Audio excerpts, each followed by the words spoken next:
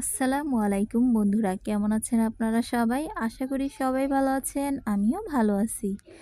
আজকে আমি আপনাদের মাঝে নতুন একটা রেসিপি নিয়ে হাজির হলাম। আশা করি আপনাদের অনেক অনেক ভালো লাগবে। তো বন্ধুরা, আজকে আমার রেসিপি বাকলাবার বিস্কিট। একদম বেকারি স্টাইলে বাকলাবার বিস্কিট কিভাবে বানাতে হয় সেটাই আজকে আমি আপনাদের বানিয়ে দেখাবো, অনেক সহজ আর কিছু ঘরোয়া উপকরণ দিয়ে। তো বন্ধুরা, বিস্কিটটা দেখেই বুঝতে পারছেন যে কতটা সুন্দর হয়েছে আর কতটা মচমচে, আর খেতে আলহামদুলিল্লাহ অনেক মজাও হয়েছে। তো চলুন শুরু করছি আজকের এই বাকলাবার বিস্কিট রেসিপি। তো বন্ধুরা, এই বাকলাবার বিস্কিট বানানোর জন্য আমাদের প্রথম দরকার, তো প্রথমে আমি এখানে 2 কাপ পরিমাণ আটা নিয়ে নিচ্ছি। তো আমি এখানে আটাগুলো একটু চেলে নিয়ে নিব। তো আমি এখানে 2 কাপ পরিমাণ আটা এখানে চেলে নিচ্ছি। তো এক এক করে আমি আটা আর এখানে আমি দিয়ে দিব গুঁড়ো করা চিনি।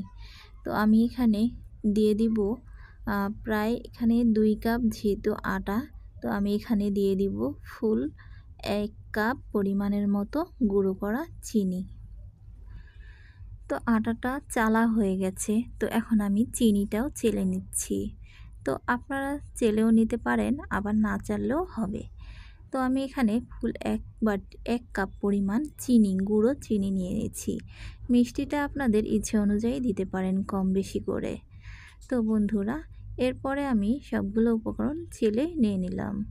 তো নিয়ে নেওয়ার পরে এখন আমি এখানে দিয়ে দিচ্ছি সামান্য পরিমাণ লবণ, আর এখানে দিয়ে দিচ্ছি সামান্য কিছু বেকিং পাউডার।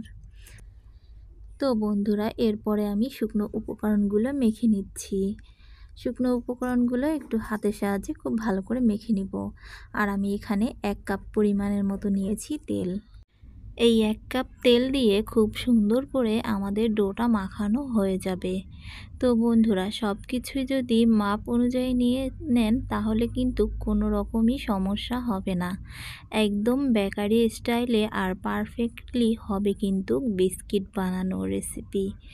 তো বন্ধুরা, বিস্কিটগুলো আমি কোনো রকম ওভেনে বানাচ্ছি না। এই বিস্কুটগুলো আমি বানাবো চুলায়। চুলায় কিন্তু অনেক সুন্দরভাবে বিস্কিট বানানো যায়।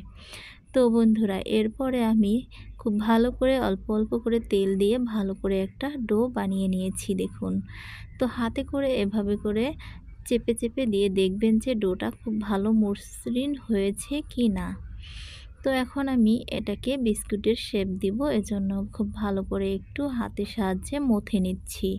তো এখন আমার মথা হয়ে গেছে। এখন আমি এটাকে বিস্কুটটা যতটুকু বড় সাইজ করব আমি ততটুকু সাইজেরই হাতে একটু একটু করে ডো নিয়ে নিচ্ছি।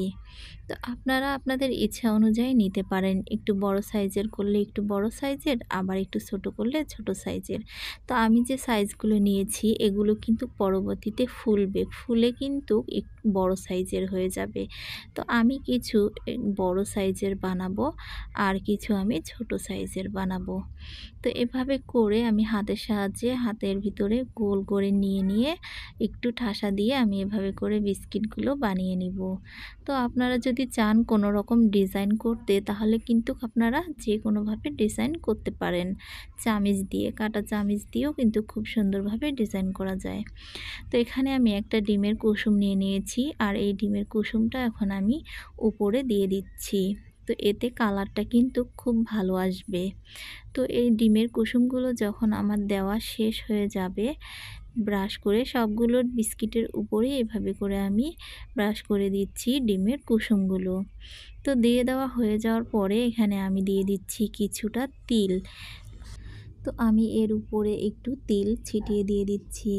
তো তিল আপনারা চাইলে দিতে পারেন বা নাও দিতে পারেন, তবে তিলটা দিলে খেতে অনেক ভালো লাগবে আর দেখতেও অসম্ভব সুন্দর লাগবে। তিল বা বাদাম, কিশমিশ আপনারা আপনাদের ইচ্ছে অনুযায়ী দিয়ে নিতে পারেন। তো এভাবে করে আমি দিয়ে নিলাম। তো আমি চুলায় একটা স্টিলের হাঁড়ি বসিয়ে দিয়েছি, তাতে কিছু বালি দিয়েছি আর একটা স্ট্যান্ড দিয়েছি। আর আমি যে বিস্কিটটা যে পাত্রটায় বসিয়েছি সেই পাত্রটা বসিয়ে দিলাম। তবে তার আগে আমি হাঁড়িটা কিন্তু 10 মিনিট ফ্রি হিট করে নিয়েছি। তো তো আপনাদের যেমন পাত্র আছে, প্লেট স্টিলের জিনিসেই বসাতে হবে। তবে এখন আমি স্টিলের প্লেট দিয়ে ঢেকে রাখবো 15 থেকে 20 মিনিটের মতো। এরপরে ফিরে আসছি।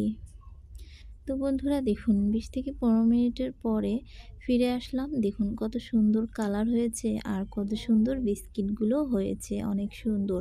তো এটা গরম থাকতে থাকতে কিন্তু একটু নরম থাকে, তবে যখন ঠান্ডা হয়ে যাবে আস্তে আস্তে তখন কিন্তু শক্ত হয়ে যাবে। তো বন্ধুরা আমার বিস্কিটগুলো বানানো হয়ে গেছে। এখন দেখুন পরিবেশন করে দেখাচ্ছি, আপনাদের ভেঙেও দেখাচ্ছি যে কতটা শক্ত আর কতটা মুচমুচে টাইপের হয়েছে বিস্কিটগুলো। দেখুন, তো ভিতরটাও একদম সুন্দর সফট হয়েছে আর খেতে আলহামদুলিল্লাহ অনেক ভালো লাগছে।